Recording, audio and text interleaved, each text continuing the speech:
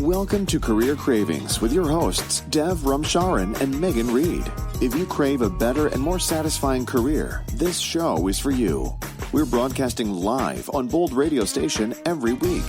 Now, here are your hosts, Dev and Megan. Hello, everyone, and welcome to Career Cravings. You're here tonight with Megan Reed and Dev Ramcharan. And we're going to be speaking to a really interesting guest tonight.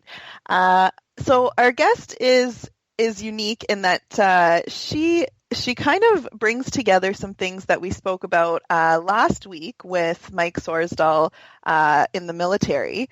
And our guest a few weeks back, Tanya, who spoke about her career in the arts. So today we are bringing to you Kaylee Cross. And Kaylee is a New York Times USA Today best-selling author. She writes really edge-of-your-seat military romantic suspense, and she's won a ton of awards. So we're really excited to bring her on tonight. The other thing that Dev and I like to make sure or bring through with our guests is that they're relatable to everyone out there listening. So it's very exciting for us that she is a best-selling author, but she's got a really realistic and interesting background that a lot of people could relate to. So just to get things started, I wanted to welcome Kaylee to the show. And Kaylee, I wanted to ask you, who in your mind would kind of be the ideal, or who would you want to speak to out there listening tonight? Hi, Megan. Thanks very much for having me on the show. I'd like to speak to somebody out there tonight who's listening, and they've had a dream, and perhaps that dream has been put on the shelf or the back burner because life gets in the way and they have bills to pay or they have a family. Maybe they're in a job that they don't love. It's maybe not their dream job, but they have obligations to take care of. And I'd just like to encourage people out there to not let their dream wither and die on the vine. I believe that it's still worthwhile to hang on to those dreams, and you can still pursue them while working. And maybe in time you can even live out those dreams as I have. But I would really like to inspire somebody out there tonight. That's amazing. That is amazing. And that's why we're so excited to have you on the show. So again, to kind of get things started, because you have had an interesting career path prior to your writing career, can you give our listeners a bit of a background of your career history and some of the highlights along the way? Sure, I can. I started off, I did a bachelor's degree in history and archaeology, and my intent was to go through and get into physiotherapy. And I tried and tried. I did all the prerequisites, and my grades were good enough, but they weren't in the top 5%. And every year I applied for physiotherapy, I kept getting rejected. And I kept going back to school, taking more courses, and pretty soon I ended up with a Bachelor of Arts in History and Archaeology, and I was no further ahead to my career path. And I accidentally stumbled across massage therapy actually through, I was a nationally carded softball player back in the day, and I had really bad injuries. I needed a couple of knee surgeries, and I was first introduced to massage therapy back then, and that's when I started to pursue it as a career path. So after I had done my degree, I went in and did massage therapy school, which is an additional 3 years. It was in Vancouver at the time. It was a 3-year program then. And I worked for just over about 12 years as an RMT. And all the while, I've always wanted to be a writer ever since I was little. And I had been writing little stories on the side. And it wasn't until I was pregnant with my first child that, for whatever reason, maybe you want to blame it on the pregnancy hormones and I got extra creative, I don't know, but I decided that was when I was going to write my first manuscript. And so I wrote it, and I was so proud and I was all excited, and I didn't quite know what to do with it. I had been attending some writers' conferences off and on, and because I was working full-time, I had a husband, I had a baby coming, I just put the writing aside for the time being and didn't pursue it. I did, however, hire a content editor, somebody, a professional within the industry, to look at the manuscript. And she did go through that, and she sent it back to me, and it was so covered in red.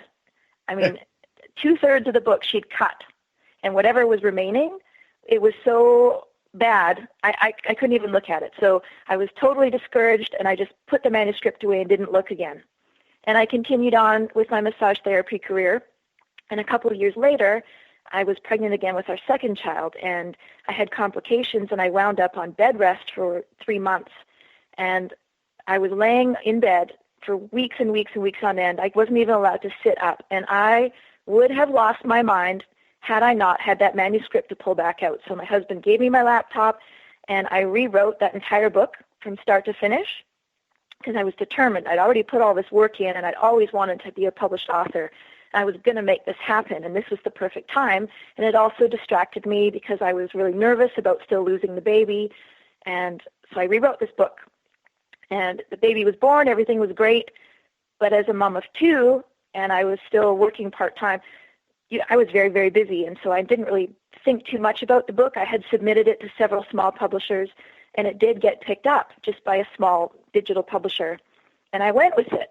And from then on, I started working on the next book and the next and the next, and that's when my income level started to go up, and it's when I started self-publishing on my own rather than going through a publisher in 2013. That's when my income level took off, and I was able to make enough money that I could stop being a massage therapist and write full-time, it's always been my pipe dream. Wow. So very well summarized. You put a lot of information in there, and that is so interesting. No, that's great.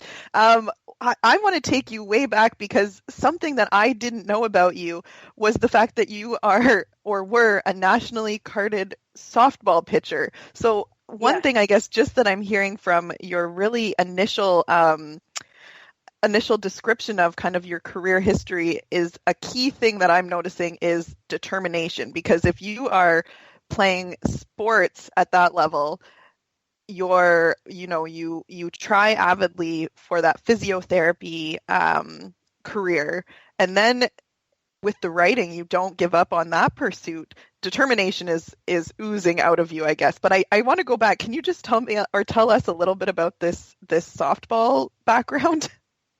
Okay, well, there's a really good program out where I live. They're called the organization's called the White Rock Renegades.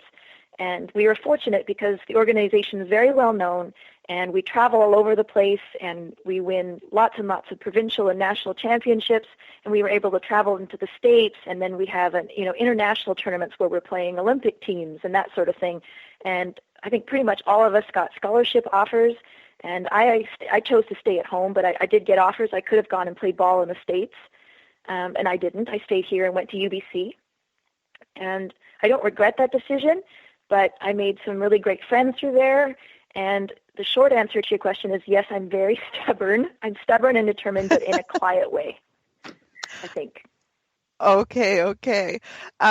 So from there, I guess, the next thing I'm kind of wondering is how did you said you always loved writing. And I guess in my head, stereotypically, athletes and writers have very different mindsets. So for you, how and why did you begin writing? Like, how did you know you loved it? Well, I think going right back to when I was a really teeny little girl, my mom still says to this day, I was like a bad smell when I was small. I would not leave her alone. I would always crawl into her lap and shove a book in her face and make her read to me. And she tells me by age 3, I was reading my own books, even little short chapter books by age 3, which is pretty young, but once again, I just was so determined. That was something I loved, and I've always been a huge, huge reader. And I remember about my 5th or 6th birthday, I had asked for a typewriter, and I got it. And I remember being so excited. I opened the box, and I saw the typewriter, and I had family and friends there and cake and the whole bit. And I just remember vividly thinking, I can't wait for, who cares about cake? I just want everybody to go home so I can start pecking out my first story. And I still remember, second everybody leaving, this feeling of relief and excitement. And I went and grabbed the paper that I'd been given, and I put it in my typewriter, and I started pecking out that first little story, which happened to be about a unicorn, I think, and I still have it. And it's always been a dream. So Megan, I'm gonna just do a little bit more reflecting with her on another aspect of this because this is an incredibly interesting story. So Kaylee, you're a writer, and every writer has a process. I happen to know this up close because I've got about 5 writers in the family, and each I'm has. sorry. Yep, we're a moody bunch all around. But the thing that's interesting is they each have a unique process. If you could describe your process as a writer, what does it look like? Okay. Well, I am a self-professed control freak, and so that means I'm a really detailed plotter. And there's really 3 kinds of writers in the world. There's plotters and pantsers, which are people that fly by the seat of the pants and just sort of write the story and get surprised along with the characters. And then there's people who are kind of a hybrid, and they do both. And I don't work well that way. I do have a very vivid imagination, but I really like the structure of having a really, detailed roadmap in place before I start. Otherwise, I find I'll get stuck, and that just drives me nuts when I get stuck when I'm writing on a deadline. I like the drafting process, I like to be as smooth as possible. So I like to know who the characters are. I like to know as much about them as possible, and then I like to sort of set up the conflict, the external conflict, which is, outside pressures that are affecting the main characters. And I like to know also the internal conflicts, which are, feelings and baggage maybe that those characters have taken into the story with them. And it all provides conflict throughout the whole story. And I need to know all that before I can sit down and sort of lay out the story and the major plot points. And I need to know scene by scene. I like to write out my chapters, just very brief point form notes. And I can change it as I go. That's fine. I don't have a problem with that. I'm not that rigid. But I do like that initial roadmap just so I know where I'm going. Beautiful. For some writers, the narrative itself is a cinch. Dialogue is a bit of a struggle. And for others, dialogue comes naturally to them. Whereas the building of the overall narrative structure seems to be something that takes a lot more doing. Which is the easier for you? From what I'm hearing, it sounds like the overall structure, the framework, is what your forte is from the beginning. I think so, but I actually do find the dialogue easier because it moves the scene forward much more quickly. I write romance, and military romance to be specific, military romantic suspense. And if you have too much narrative, it's really boring to the reader, and it slows the pace right down. So it's different than other genres. If you have maybe a literary fiction piece, you might have more narrative, and you can have more description and more things like that. But in the romance genre, you really need, in romantic suspense in particular, you need lots of dialogue or, little plot turning points that need to keep pushing that pace forward so that the reader keeps, they're interested and they want to keep turning the pages to find out what happens next. I'm going to ask you, I know that my partner is chomping at the bit. I'm going to ask you one last question. You have described yourself as an introvert. How do you find that's affected your career to date so far? Well, I'll tell you, we were just at a business trip last week. My husband and I traveled down to Louisiana to attend a writer's SWAT Academy, SWAT, the Special Weapons and Tactics. And we went down to a police academy in southern Louisiana to learn hands-on police and military tactics in the hopes that it would just help me make my writing a little bit more realistic. And when we got there, I'm friendly with everybody and I'll chat with people, but I'm not gonna be the center of attention. I'm not gonna seek out attention. So I'm quite quiet and I'll mostly listen and observe.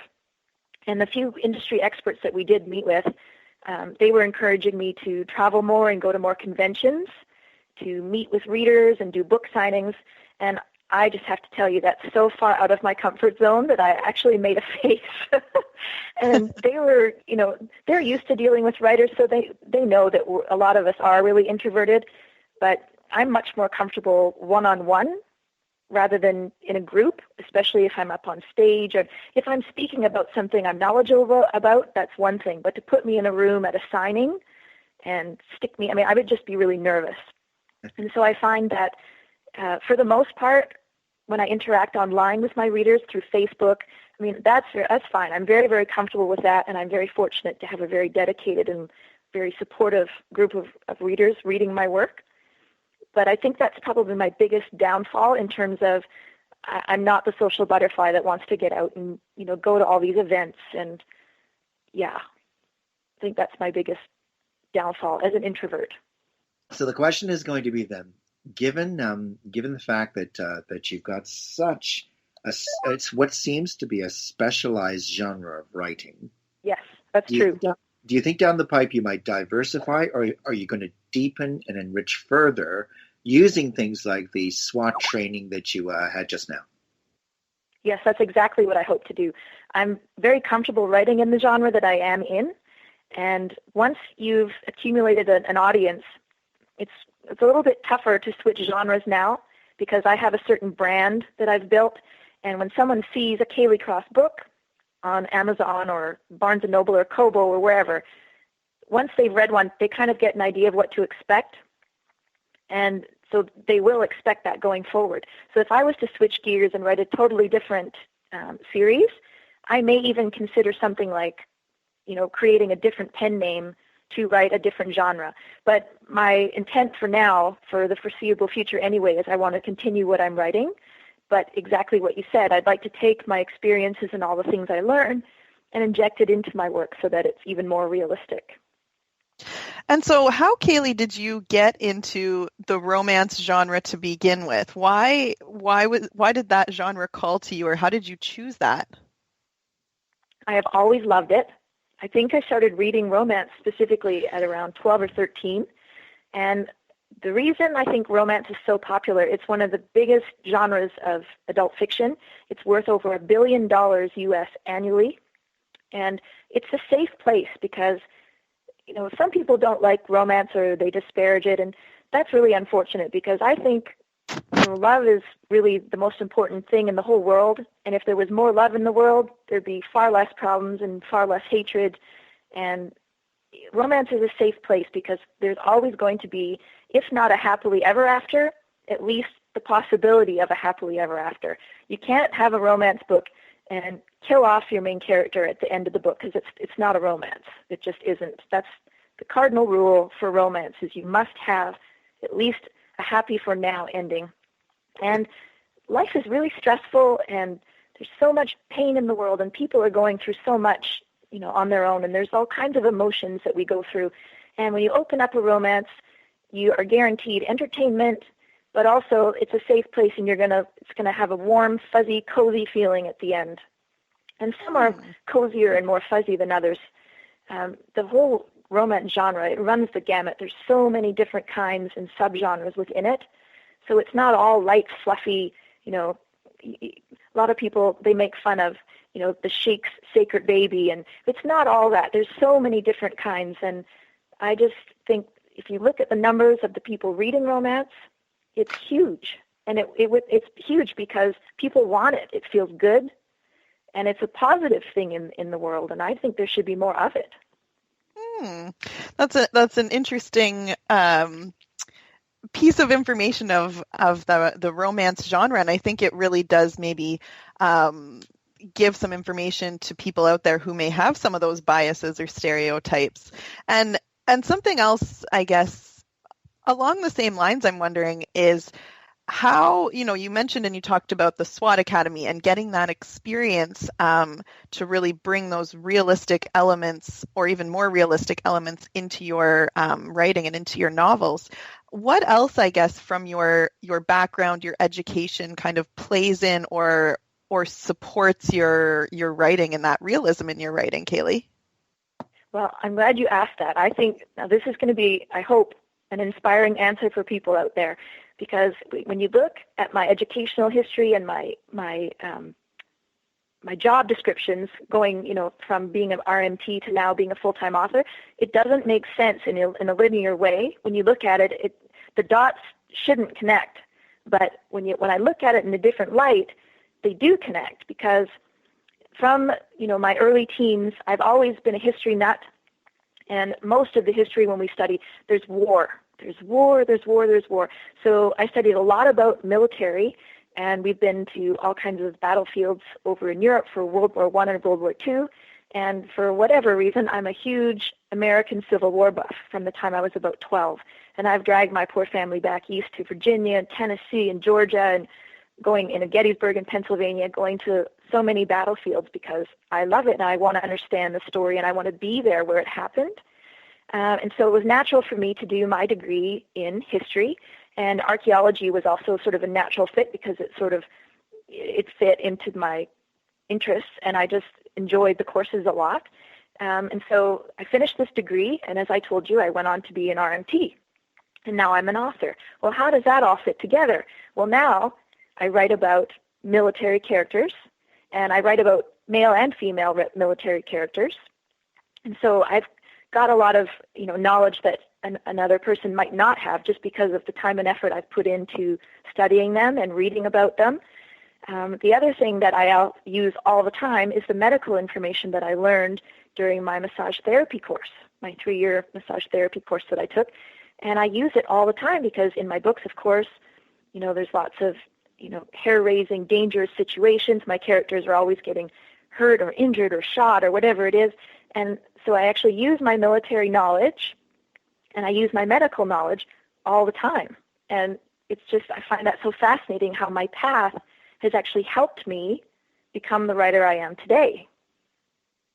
I think that is fascinating, and I think that should be inspiring to people out there listening, that you like you said, your path hasn't been linear, but it all ties into where you are today. So interesting. Yeah. It shouldn't make sense on paper when you look at it. So I hope someone listening out there, whether maybe you want to be an artist or you've got a great invention idea or whatever it is, your background will, in whatever way, it'll highlight and enable you to chase that dream. And it'd be really interesting for people to examine that. Exactly. And I think really the other thing that I find interesting is we talk so much and on this show about transferable skills, but in your case, I think it's a lot of transferable knowledge, having that knowledge influence your writing. I'm gonna turn it over to Dev now. Okay. So Kelly, you talked at the beginning about the sort of the person that you want to envision as you work to inspire them with what you've been through. And you talked about somebody who is stuck in the daily grind. They're a responsible person. They may have a family. They have bills to pay, but they have a dream on the side.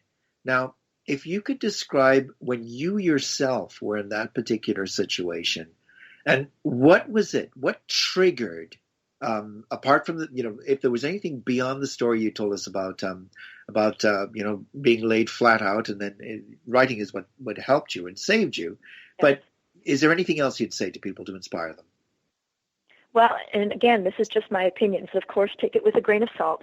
But I wanted to be really practical and careful as I pursued this because obviously money is important. We need to pay our bills. We need to feed our children and pay the mortgage and all that. So I wanted to make sure I had the income while I was sort of pursuing this on the side. And my husband is an accountant, and we reached the point one year we were looking at our taxes and our income for the previous year. And I was sort of lamenting that, I loved my job as an RMT, but it was very physically demanding. And I was tired because most of the shifts that I was working were all evening and weekends. And when I was home with 2 little people under the age of 4 all day long and then went to work at 3 p.m. and didn't get home until 10, I was exhausted. And it just felt like I was on this treadmill and I couldn't get off. It was just be home with the kids, look after the kids, look after the house, go to work, come home. I was tired. And I remember saying to my husband, I would just love to be able to be home with the kids all day, but I'd like to be able to write because I love it. And I have stories to tell, and I'm sort of frustrated that I felt kind of hamstrung. I know I need to make money because I need to contribute financially and help us pay the bills, but this is my dream and this is where my heart is. And he said, well, let's give it a year. He says, you can leave massage therapy for now and try writing full-time for 1 year. And if you can make more money at that than you did at massage therapy, then by all means, stop your work as an RMT and write full-time. And I was really fortunate to, have his blessing and support, but very, very lucky that I was able to produce enough books that people seemed to like, and it allowed me to build my income to the point where I could stop my day job. And I know that that wouldn't always happen for everybody, so there was a little bit of luck involved for sure. But I just want to caution people out there, don't quit your day job until you're sure that you can sustain the level of income that you need, because life is stressful enough, and I would hate to see somebody jeopardize, what they've worked for. And while I want to encourage you to not let go of the dream, I would caution people to be very, very practical about how they go about it at first. So a really interesting combination, I guess, of the practicality, but also the dreamer side of things, and definitely the message that, you were not willing with two young children to be the starving artist. Rather, you wanted to go about it practically and make sure that it was a smart transition for you. So I think that's a valuable piece of information too. And I like even that plan that you and your husband came up with to, give it a year, give it that time frame and see, okay, what can occur in that chunk of time, and then make decisions from there. So really great advice. I have another question, and it's more regarding your kids. So with your genre of writing, some could say it's a little taboo. So how does that play out with your children? How old are they, and how much do they know about your writing?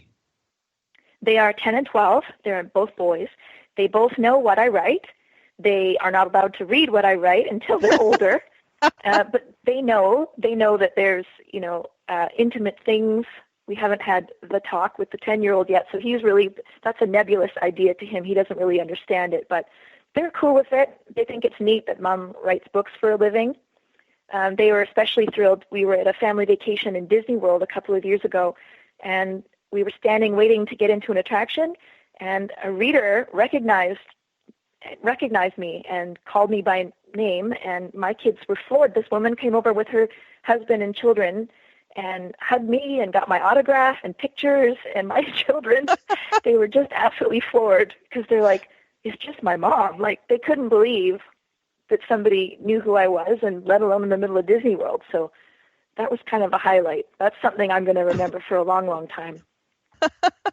Oh my gosh, yeah, that's good story. So switching gears on you a little bit, I'm wondering, what would you say is your most valuable asset? What's your most valuable asset, Kaylee? I'm going to repeat what I said to Dev. I think it's my determination. I am determined. I don't know if it's determination or if it's just plain stubbornness, but as I said, it's a quiet way. I mean, I'm not an in-your-face person, but if I decide on something, I'm going to make it happen. To the best of my ability, I'm going to chase it down, and I'm going to do whatever I need to do to make that happen.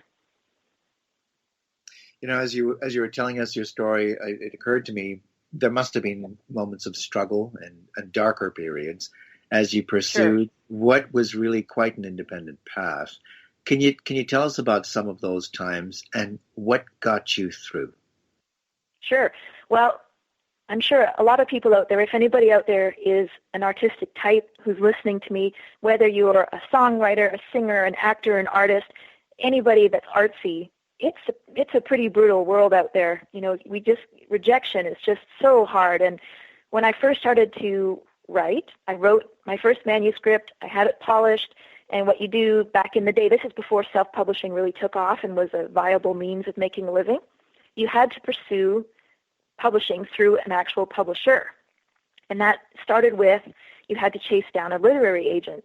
Well, you send out these queries to literary agents, and if they even bother responding at all, you'll get, 99% of them will send back just a form rejection. Thanks, but no thanks, best of luck kind of thing. And it's just, you get the door slammed in your face so many times. And I think what got me through is I was in the same boat as everybody else, and I understood from the research that I had done and the conferences I had attended that it's a really tough industry. And I'm sure, Hollywood is the same, and so is Broadway, and singing and trying to get an album made or anything like that. It's the same.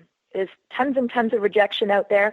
I was fortunate enough to find a very small publisher that would take me on at first. Then I got published with Harlequin, a division of Harlequin. And then when the self-publishing wave really started to take off, I was very leery to jump on that because, I was very worried about what would happen to my income or whether or not I had an audience big enough to follow me. I was very fortunate that it turned out I did have a big enough audience. But I think that the darkest parts throughout my story would be that constant rejection. And, you'd have an author friend who, I just got a 6-book deal with a big New York publisher, or I just got my dream agent. I just signed with my dream agent. And here's me, can't get an agent. Nobody in New York wants to talk to me. And that was really frustrating. And it did make me doubt myself. But then again, that quiet stubbornness came through. And it's just a question of perseverance, I think, really. I read, I can't remember the exact quote, but it was Stephen King. He almost gave up publishing. And the gist of it is, I wish I knew the quote. I should have looked it up. But the only, writers get published because they just don't give up.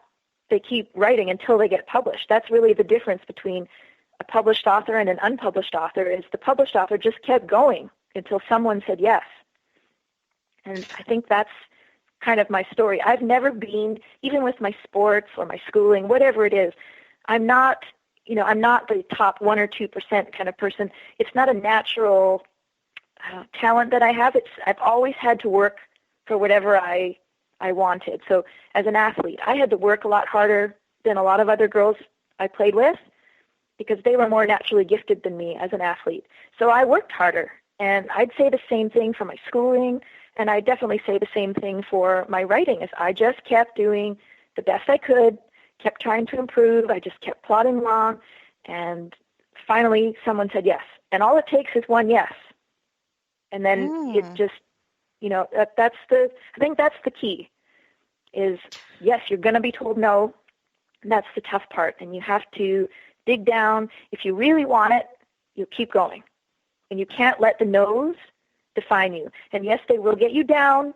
And a lot of artistic types, we tend to be very, very hard on ourselves. And there's depression and anxiety issues riddled throughout that entire community. But if you know you're in the same boat and you just keep plugging along, that's my biggest takeaway from tonight. I just want to tell people that all it takes is one yes. Wow, that is really inspiring, I think, and I hope that does inspire someone out there, whether they are a writer or they have some other passion, because I think hearing your story and where you came from and what you did for different careers or ways to make money, but then ultimately following your passion and making it work, and you got that one yes, that's really inspiring. I'm so happy to hear that. One thing I guess that I'm curious about, do you have any guesses or any ideas as to where that quiet stubbornness or perseverance came from? Not really, except that I don't know if this could be psychobabble for all I know, but I was very, very premature when I was born. I was 3 months premature, and when I was taken by C-section, I was actually lifeless. I didn't have a heartbeat, and they were very, very concerned when they actually resuscitated me that I would have brain damage or have some terrible crushing disability. And I just had this tremendous will to live. My parents said right from day one, when it was very touch and go for the first 2 months, I was in an incubator. They weren't allowed to touch me. This is, of course, I'm 41 years old, so this is back before all the, wonderful NICUs that they have now. And I just had that quiet determination. I was a fighter, and I have been since the day I was born. And sometimes I wonder if that's what it is that helped shape my personality. I don't know how much of that has stuck in my subconscious mind. I mean, I certainly have no memory of being in an incubator, but I just wonder sometimes how much of that actually affected me and my personality. Oh my gosh, that is. Does that sound weird? Does that sound totally woo-woo? And no, it doesn't. I have no clue if that would be a reason. But what I do know is that the development of your brain happens the most at the youngest ages. So hearing that story, being a fighter right from the beginning, the neurological impact that may have had on you, that very well could be one of the reasons or one of the factors in you being such so quietly stubborn, I guess. Yeah, it could be. I mean, that's the only thing that's my only guess.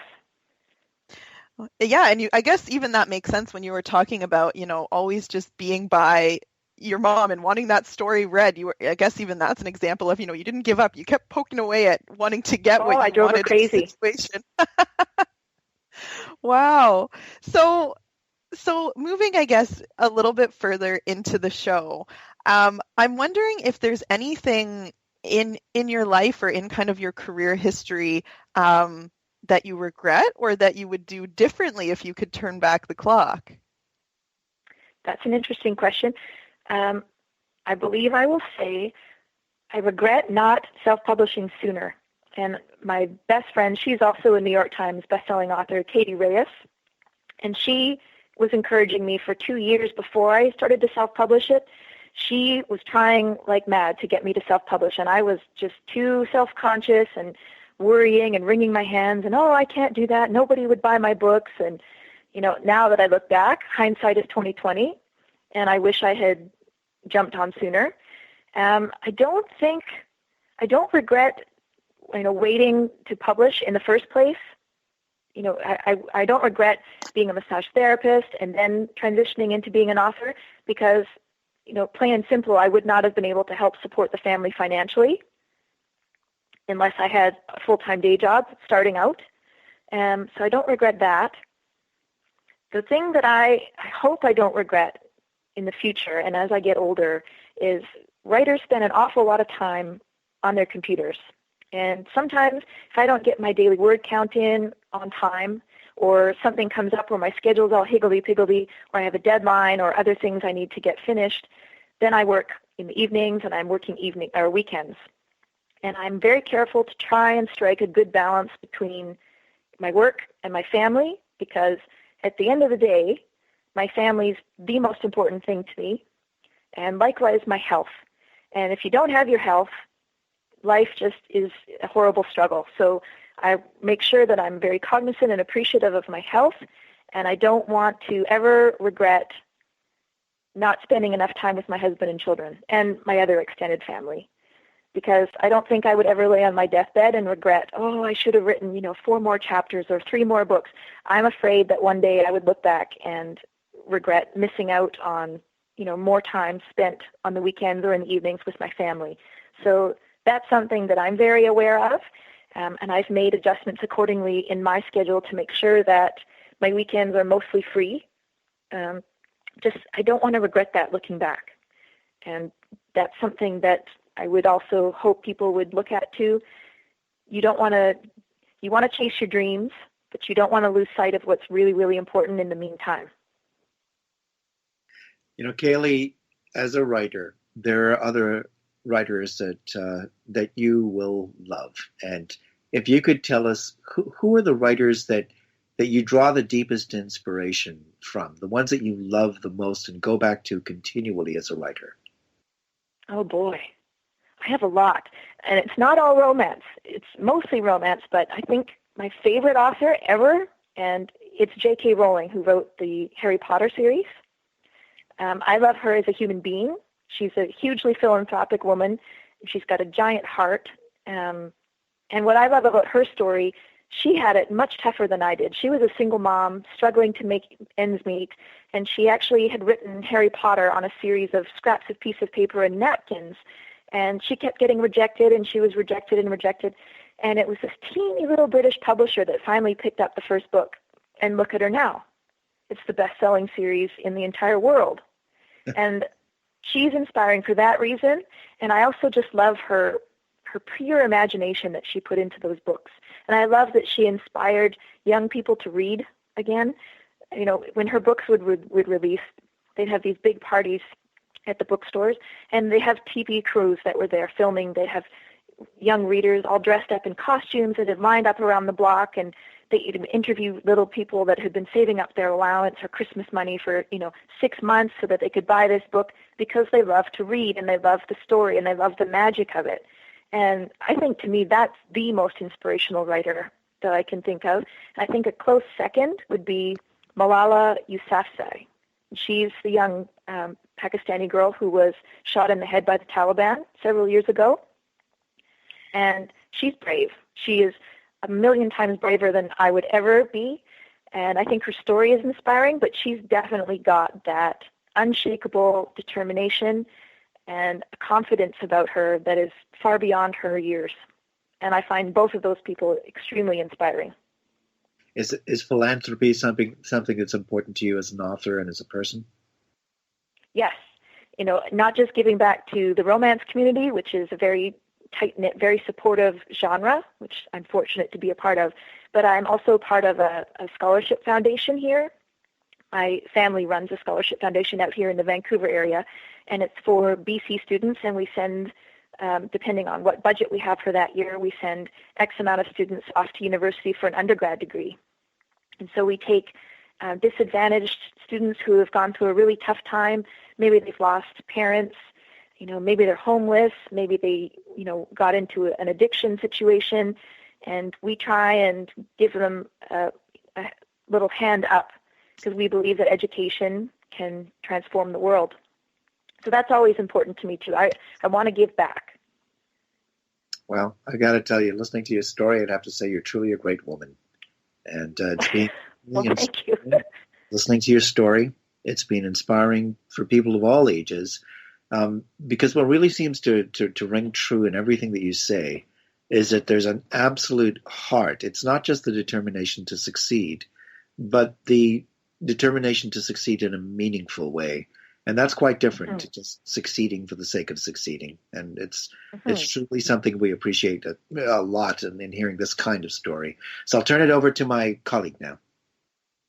So something we always like to ask our guest, Kaylee, and something I'm curious in your case is, what, if you could turn back the clock, what would you tell your 21-year-old self if you knew what you knew today?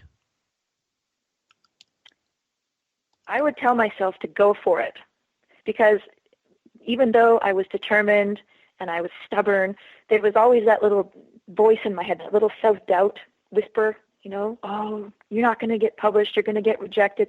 There's always that sort of nervousness and the I call it the self-doubt monkey. And I wish that I had just told myself, just go for it. Well, and it sounds like that is what you did in the end. So it sounds like that self-doubt, even though it was there, you overcame it anyways, because look at where you are today.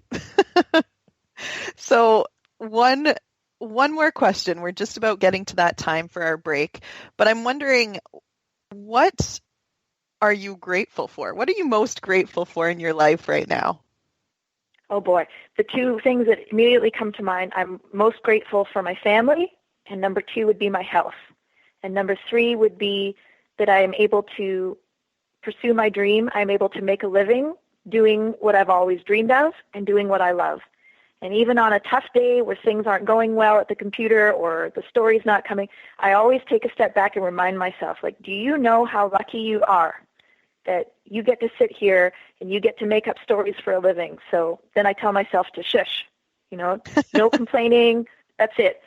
You are so fortunate compared to a lot of people in the world who are out there working because they hate their job, but they have to get up and go anyway. So you just be quiet and be grateful for what you have and start putting words down on the page.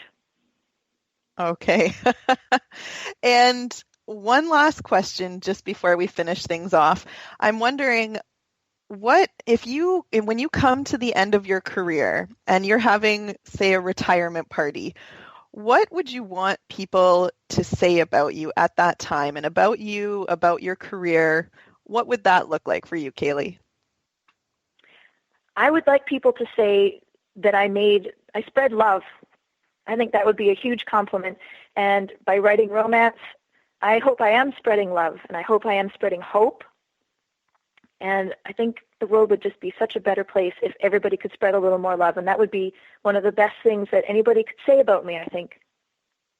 Oh, that's amazing. And I think such an inspirational way to end the first segment of our show today. So I want to thank you very much for speaking with us today, Kaylee, and sharing your story. Before we switch or we move into our break, is there anything else you wanted to say before we make that change today, Kaylee? Sure. Well, thank you once again for having me. And to anybody out there listening who has a dream they want to pursue, I just want to encourage you, just keep at it. Don't give up. And one day you might get the yes that you've always been hoping for. And with that, we will go to our break.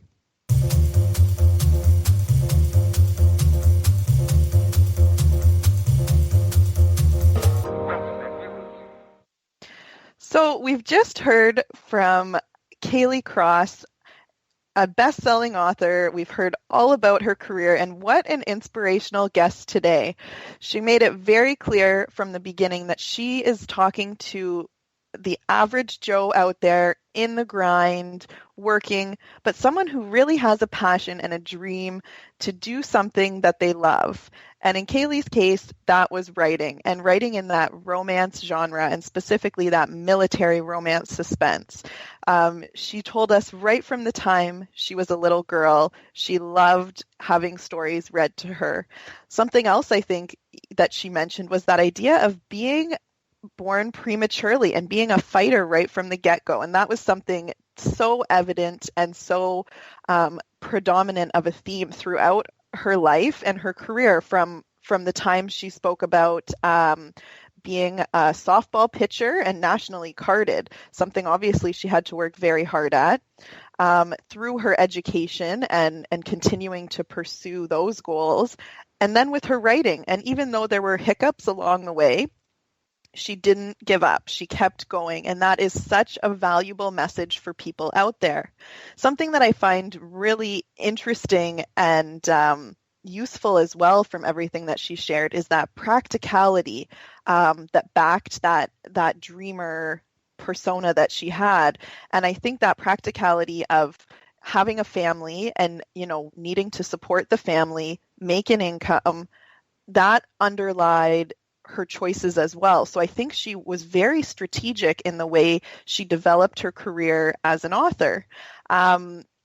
Even I guess in her writing, very practical. She spoke to us about those different types or different styles of writers, ones that are plotters, ones that are panthers, and hybrids. And that's new information for me. I never really, I guess, thought much about how someone goes about writing a novel or writing a book. It just seems way over my head. But I think even that practicality of plotting out her story in advance, and of course making changes along the way, but really getting in-depth and detail-oriented with the characters, the conflict, the scenes. So that was really interesting for me to hear, and I think again goes with that practicality. Something else that stands out for me is, I guess, that giving back and wanting to help other people, wanting the world to be a happier place, where love is really, I guess, at the forefront.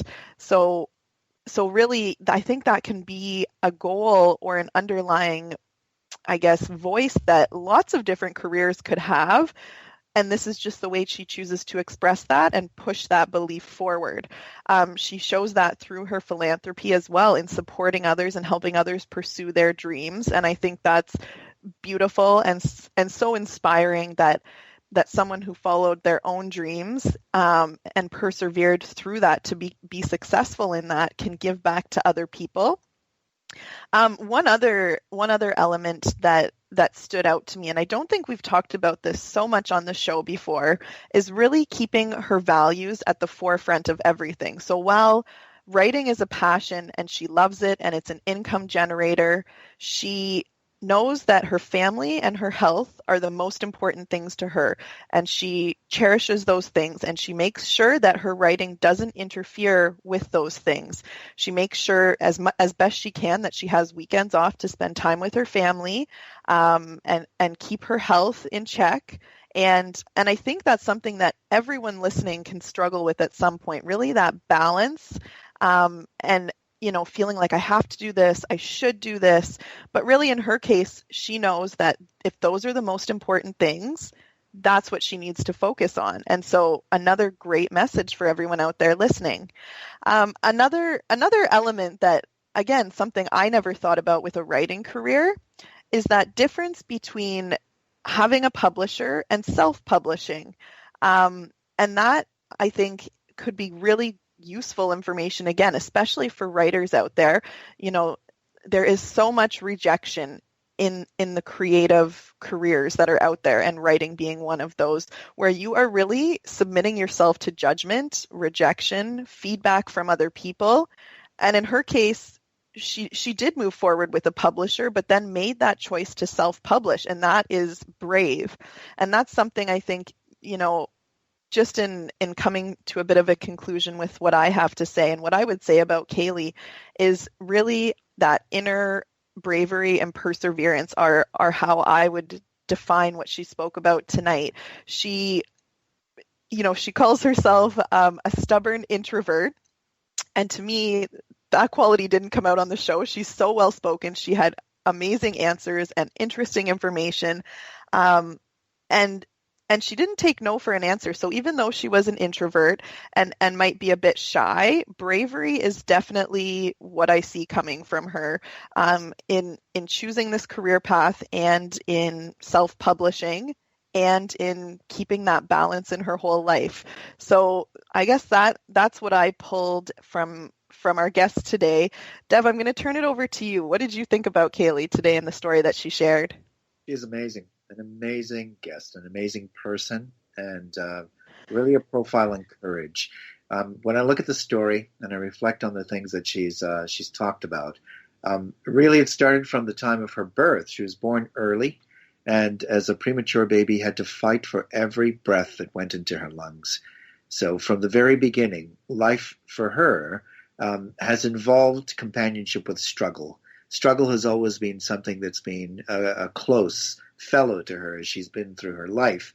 And so, as she noted, she has always had to work a little bit harder than the people in the top percentile of the classes and organizations she's been involved in. And she started that from the time she was a premature baby. And it's been her mode all the way through. Just keep working at it, keep pushing, keep on keeping on. That's been a wonderful thing to see. The introversion aspect, thinking about the book Quiet by Cain, really brings out an obsessive ability to imagine her way into other people's worlds with great depth and insightfulness. That's something that's very common amongst people who are introverts, and it's obviously something that is in her because of the kind of writing that she does, her ability to imagine her way into lives and into situations. She has an innate curiosity about the way things fit together. What larger scale movements and changes in the world around us do to individuals and their relationships. Tolstoy did the same thing with War and Peace. He talked about the overall movement, transitions and gear changes of history and what was happening between France and Russia. But at the same time, he looked at little people and their one-on-one relationships and struggles and trials.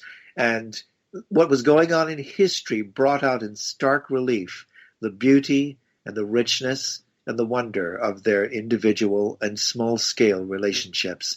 She said that as she moves off into time and one day looks to retirement, what she wants to hear is not that she was the richest author who ever lived or made the most impact in this or that area or was somebody who led this or that movement. What she said is something that in many ways is incredibly profound.